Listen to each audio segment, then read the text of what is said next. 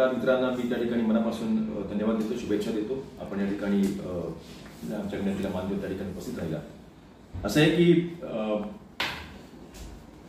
या राज्याचे एक मोठे नेते म्हणून ज्यांची ओळख आहे असे आदरणीय छगन भुजबळ साहेब, आदरणीय म्हणतो म्हणजे आजपर्यंत आम्ही आदरणीयच म्हणून आलो आणि आज दुसऱ्या पुढे आदरणीय म्हणतो. आदरणीय छगन भुजबळ साहेब यांनी त्या ठिकाणी ओबीसीच्या सामाजिक विषयावरती, आरक्षणाच्या विषयावरती बोलत असताना त्या ठिकाणी बोलता बोलता त्यांचा रुख हा आता अलीकडच्या काळामध्ये थोडासा वेगळा केला दिसतोय आणि तो त्या ठिकाणी रुख वेगळा करून आदरणीय शरद पवार साहेब यांच्यावर त्यांनी त्या ठिकाणी अनेक संदर्भ देत टीकेची जोड केलेली आहे. यात त्यांचं असं म्हणणं आहे की रात्रीतून मिटिंगा झाल्या, याच्यामध्ये पवार साहेबांचे काही आमदार होते आणि पवार साहेबांच्या आमदारांचं त्याच्यामध्ये योगदान होतं. अनेक ठिकाणी ते दगडफेक झाल्या वगैरे वगैरे अशा ज्या काही घटना झाल्या, पोलीस पळत होते, घरामध्ये घुसून, अशा अनेक त्या ठिकाणी गोष्टी केल्या आणि त्यातून त्यांनी पवार साहेबांवरती त्या ठिकाणी आरोप आणि आरोपाच्या फेरी केलेल्या आहे. माझं याच्यामध्ये त्यांनी हे म्हटलंय की मी शरद पवार साहेबांना सांगू इच्छितो की शिवसेना सोडून तुमच्यासोबत आलो ते मंडल कमिशनसाठी, तुम्ही मंडल कमिशन लागू केलं त्यासाठी तुमचे आभार मानले, पण आमचे आरक्षण जात असेल तर आम्ही बोलायला नको, ऑफकोर्स बोलायला पाहिजे. पण या सगळ्या गोष्टी होत असताना आणि त्या ठिकाणी तुम्ही पवार साहेबांवरती ज्या पद्धतीने त्यांनी आरोप केलेले आहे, या सगळ्या गोष्टी लक्षात घेत असताना आज भुजबळ साहेब तुम्ही का, तुम्ही ओबीसीच्या आरक्षणाला वाचवण्यासाठी बोलत असाल तर मला असं वाटतं की ओबीसीच्या आरक्षणाला धोक्यात घालणारा जो GR काढला गेला तो GR राज्याचे मुख्यमंत्री देवेंद्र फडणवीस यांनी काढलेला आहे, ज्यांच्या मुख्यमंत्र्यांच्या कॅबिनेटमध्ये, मंत्रिमंडळामध्ये आपण अन्न नागरी पुरवठा मंत्री म्हणून आता 2025 मध्ये आपण शपथ घेतलेली आहे. याचा अर्थ स्पष्ट होतो की आपण आपल्या राज्याचे मुख्यमंत्री ज्यांच्याकडे ह्या सर्वांचा त्या ठिकाणी संदर्भ आहे, अधिभार आहे, जबाबदारी आहे, त्यांच्याकडे बोट न दाखवता किंवा त्यांच्याकडे त्या ठिकाणी मंत्रिमंडळातून बाहेर न पडता किंवा त्या ठिकाणी स्वतःचं जे काही मंत्रिपद आहे वगैरे वगैरे तयार न करता तुम्ही तुमचा रुख आता अलीकडच्या काळामध्ये तुम्ही बदललेला आणि तो त्या ठिकाणी आदरणीय शरदचंद्र पवार साहेब यांच्यावरती टीकेकडे आहे. माझं आजच्या या पत्रकार परिषदेतनं काही गोष्टी आपल्यासमोर फार प्रकटीने आणणं गरजेचं आहे. हे छगन भुजबळ साहेब जे आज बोलतायत की मी ओबीसीचा नेता म्हणून त्या ठिकाणी मी मंत्रिमंडळामध्ये आहे, ओबीसी म्हणून त्या ठिकाणी काम करतो म्हणून मी मंत्रिमंडळामध्ये आहे, मी ओबीसी समाजाचे प्रश्न घेणार आणि ते लोकांसमोर मांडणार, अशा प्रकारच्या त्या ठिकाणी बऱ्याच गोष्टी त्या ठिकाणी समोर आणलेल्या आहेत आणि ते बोलतायत. सगळ्यात अगोदर तर आपण ओबीसी समाजाचं काम करता यासाठी मी मनापासून धन्यवाद देतो. एक ओबीसी कार्यकर्ता, एक समाजाचा लहानसा घटक म्हणून भंडारी समाजातून.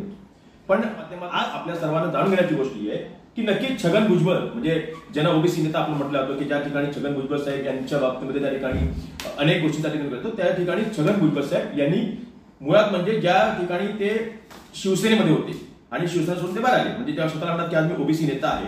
मुळात छगन भुजबळ साहेब हे शिवसेनेमध्ये होते, यांनी शिवसेना का सोडली, म्हणजे आज हा जो एक रिपोर्ट आपल्या समोर मिळालेला आहे, शिवसेना का सोडली. छगन भुजबळ साहेब यांनी शिवसेना सोडून यात त्यांनी म्हटलेलं आहे की मी मंडल कमिशनसाठी आपल्यासोबत आलो, शिवसेना सोडून तुमच्यासोबत आलो करून नाही.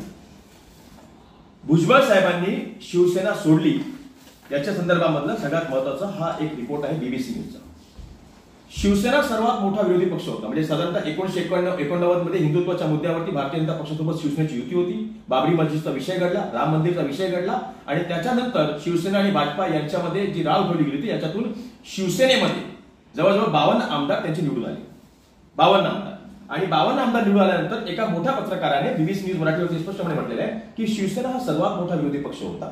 त्यावेळेला ठरला बाळासाहेबांनी मनोज जोशी यांना विरोधी पक्षनेत्याचं त्या ठिकाणी पद दिलं आणि त्याच वेळी भुजबळ यांना हे पद हवं होतं, भुजबळ साहेबांना हे पद हवं होतं. मनोज जोशींना ते पद दिलं गेलं होतं शिवसेनेकडनं, त्यांच्या गळ्यात ती माळ पडली होती विरोधी पक्षनेत्याची आणि ते पद नाही मिळालं, म्हणजे विरोधी पक्षनेता पद त्यावेळेला नाही मिळालं, याच्यामुळे ते दुखावले गेले आणि त्याच्यानंतरच त्यांनी मनोज जोशींच्या सोबत त्यांचे मतभेद निर्माण झाले, शिवसेनेमध्ये अंतर्गत त्यांच्या कलह निर्माण झाला आणि या सगळ्यातनं 1991 मध्ये मनोज जोशींच्या सोबत असलेल्या कलहामुळे, एकत्रित शिवसेनेसोबत असलेल्या कलहामुळे ते बाहेर पडले आणि नागपूरला जवळजवळ 9 आमदारांना घेऊन त्यांनी काँग्रेसमध्ये प्रवेश केला.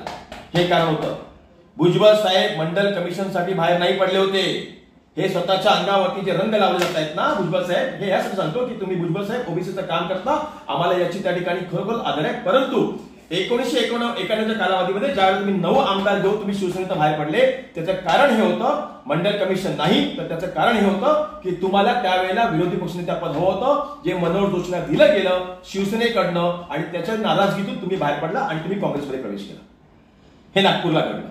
नागपूरला यांनी काँग्रेसमध्ये प्रवेश केला, त्यावेळेला आदरणीय शरदचंद्र पवार साहेब काँग्रेसमध्ये होते, आणि मग त्या ठिकाणी यांनी काँग्रेसमध्ये प्रवेश करून स्वतःची एक ताकद निर्माण करण्याचा प्रयत्न केला. त्यावेळेला देखील, याच्या पुढे जाऊन सांगतो मी आपल्याला, त्यावेळेला देखील त्यांच्या बंगल्यावरती शिवसैनिकांना हल्ला झाला, शिवसेनेचा रोष ओढावून घेतला स्वतःवरती.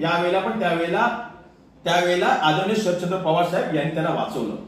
1999च्या काळामध्ये सोनिया गांधींच्या सोबत असलेल्या याच्यामध्ये त्यांना त्या ठिकाणी शरद पवार साहेबांच्या सोबत त्यांनी काम करत असताना छगन भुजबळ राष्ट्रवादीत गेले. हा त्यांचा त्यावेळेचा इतिहास 1990चा. परंतु ज्या वेळेला त्या ठिकाणी हे 1991 मध्ये म्हणजे ज्यावेळेला प्रवेश केला त्यावेळेला काँग्रेसने, त्याच्यानंतर हे येवलामधनं निवडून आले, आणि भुजबळ साहेब हे ज्या वेळेला येवलामध्ये निवडून आले त्याच्यानंतर त्यांना पवार साहेबांनी त्यावेळेला गृहमंत्री केलं. म्हणजे जोपर्यंत 1999च्या अगोदरच्या काळामध्ये ज्या वेळेला ते मुंबईतून सोडून गेले त्यावेळेला ते माजी महापौर होते, नगरसेवक होते, तोपर्यंत ते कधी ओबीसीचे नेते नव्हते. हे मी सांगत नाही, तुम्हाला याच्यात माध्यमातून स्पष्ट दाखवतो की हे एका ज्येष्ठ पत्रकाराने म्हटलेलं आहे. काय म्हटलेलं आहे याच्यामध्ये? तब्बल 2 दशक शिवसेनेमध्ये कार्यकर्ता नगरसेवक ते महापौरपर्यंतचा राजकीय प्रवास होता. हा छगन भुजबळ साहेबांचा प्रवास होता. 1991 साली ते बाहेर पडले, आणि तोपर्यंत ते माळी समाजातून आलेले आहेत याचा कधीही चर्चा झाली नव्हती. बघा, हा ओबीसीचे नेते आता आपण 1991च्या काळापर्यंत तुम्ही माळी समाजातून आलात याची कधीही चर्चा झाली नव्हती. पण काँग्रेस आणि राष्ट्रवादीमध्ये प्रवेश केल्यावर ते स्वतःच्या माळी असल्याचा वारंवार उल्लेख करू लागले, आणि इथून तुम्ही ओबीसी नेते म्हणून बनू लागले. हे फक्त आणि फक्त घडून आले कोण असतील तर ते शरदचंद्र पवार साहेब आहे. हे आपण फार महत्वाचं दाखवतो की आज तुम्ही शरद पवार साहेबांवरती अनेक आरोप करता, तर तुमचा एक छोटासा इथे आहे 6 मार्च 26 डिसेंबर 1991 ते 22 फेब्रुवारी 1993 महसूल, खार जमीन आणि बहुसंख्यक कल्याण असा विभाग आपल्याकडे होता. आपण या विभागाचे कॅबिनेट मंत्री होता, आणि त्यावेळेला सीएम होते सुधाकर नाईक साहेब. ह्याची फक्त देण आहे शरदचंद्र पवार साहेब. 1993 ते 1995 आपण कॅबिनेट मंत्री होता, इतर मागासवर्गीय खातं आपल्याकडे होतं, त्यावेळेला होते आदरणीय सीएम होते शरदचंद्र पवार साहेब. ही पवार साहेबांची देण. 1999 ऑक्टोबर 1999 ते जानेवारी 2003 पर्यंत आपण गृह व्यवहार, सामाजिक न्याय मंत्रालय आपल्याकडे होतं, आणि त्यासोबतच विशेष समाज विभाग आणि बहुजन कल्याण यावेळेला सीएम होते विलासराव देशमुख साहेब. पवार साहेबांची देणगी. याच्यानंतर 2003 ते 23 डिसेंबर 2003 याच्या वेळेला आपल्याकडे बंदरे विकास, सामाजिक न्याय हा विभाग होता. यावेळेला सुशील कुमार शिंदे हे त्यावेळेचे मुख्यमंत्री होते. ही पण देण शरदचंद्र पवार साहेबांची. 2009 ते 2010 मध्ये आपण सार्वजनिक बांधकाम विभागाचे मंत्री झाला, यावेळेला अशोक चव्हाण हे त्यावेळेचे सीएम होते. ही पण देण शरदचंद्र पवार साहेबांची. याच्यानंतर 2010 ते 2014च्या कालावधीत सार्वजनिक बांधकाम विभागाचे पण मंत्री झाला, यावेळेला पृथ्वीराज चव्हाण मुख्यमंत्री होते. ही देण देखील शरदचंद्र पवार साहेबांची. याच्यानंतर 2019 ते 22 मध्ये आपण अन्न, नागरी आणि पुरवठा मंत्री झाला, आणि या वेळेला देखील आपल्याकडे राज्य सीमा संरक्षण वगैरे सगळे विभाग मिळाले, आणि त्यावेळेला मुख्यमंत्री उद्धव ठाकरे साहेब. हे सगळं तुम्हाला शरदचंद्र पवार साहेबांना मिळालं. म्हणजे आयुष्यामध्ये 1, 2, 3, 4, 5, 6, 7, 8 जवळजवळ 8 वेळा तुम्ही राज्याची वेगवेगळी मंत्रिपद भूषवली, उपमुख्यमंत्री पद तुम्ही भूषवलं. हे सगळं आणि सगळं घडलं शरदचंद्र पवार साहेबांमुळे. आणि एवढंच कशाला, तर तुमचा हा इतिहास म्हणजे त्या ठिकाणी हे बघा, भ्रष्टाचार आणि भुजबळ साहेब तुम्ही पवार साहेबांवरती बोलताना अनेक आरोप तुमच्यावरती झाले, पण इथं काय आहे, 2014 मध्ये तुमच्यावरती बेहिशेबी मालमत्ता गोळा केल्याचा मोठा आरोप झाला, आणि या आरोपामध्ये भुजबळ साहेब आपली रवानगी ही मुंबईतल्या आर्थर रोड तुरुंगामध्ये झाली. आपली रवानगी मुंबईतल्या आर्थर रोड तुरुंगामध्ये झाली, आणि जवळजवळ 2 ते 2.5 वर्ष आपण जेलमध्ये होता.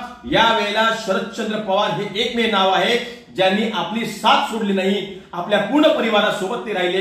त्यांचा पूर्ण परिवार पवार साहेबांचा सुप्रियाताई सकट आपल्या सोबत राहिले. आणि एवढंच नाही तर 2019ला जो दिवस उजाडला, ज्या दिवशी तुम्ही तुरुंगातून बाहेर आल्यानंतर, ईडीच्या अनेक झालेल्या आरोपांना बाहेर आल्यानंतर, तुम्ही ओबीसी आहात म्हणून नाही तर तुम्ही पवार साहेबांचे कट्टर समर्थक होता, म्हणून तुम्हाला पवार साहेबांनी शिवाजी पार्कवरती राष्ट्रवादी काँग्रेसचे 2 मंत्री, काँग्रेसचे 2 मंत्री आणि शिवसेनेचे 3 मंत्री अशा जवळजवळ 7 मंत्र्यांनी शपथ घेतली. त्यापैकी एक नाव जयंत पाटील होतं, तर दुसरं नाव हे छगन भुजबळ होतं. तुम्ही होता छगन भुजबळ साहेब, तुम्ही होता.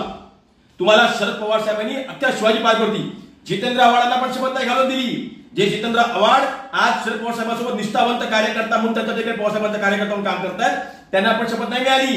पण ती शपथ भुजबळ साहेब जेलमधनं, म्हणजे एवढे मोठे ईडी